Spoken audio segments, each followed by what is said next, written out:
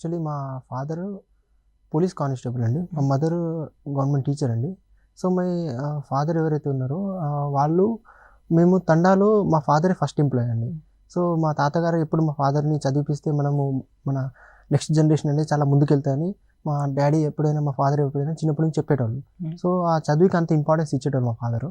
So, చిన్నప్పటి నుంచే నవోదయలో రాపిచ్చి entrance రాపిచ్చి నవోదయలో చదువుకొని దాని తర్వాత ఐఐటీ జేఈఈ మెయిన్స్ రాపిచ్చి దాని తర్వాత ఇంజినీరింగ్ చేశానండి.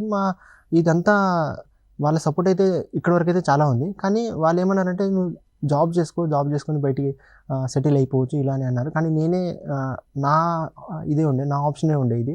నేను ఈ కెరీర్ అనేది చూజ్ చేసుకోవాలని. ఒక 1-2 ఇయర్స్‌లో అయిపోతది అనుకున్నా. కానీ ఎన్ని ఇయర్స్ పడ్డదండి. కానీ 6 అటెంప్ట్స్ వరకు చాలా సార్లు ఫెయిల్యూర్ వచ్చాను. లాస్ట్ 5 ఇయర్స్ వరకు ఫెయిల్యూర్స్ వస్తూనే ఉన్నది.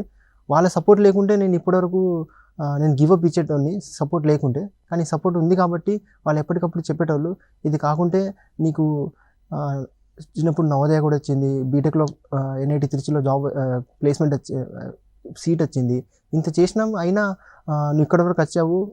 ప్రతి అటెంప్ట్‌లో ఒక స్టేజ్ ముందుకెళ్తూ ఉన్నావు కాబట్టి పక్కా నీకు ఏదో ఒకసారి వస్తదని" వాళ్ళ సపోర్ట్ అయితే చాలా చేసేటోళ్ళు. అది ఒకటి అనిపించిందండి నాకు.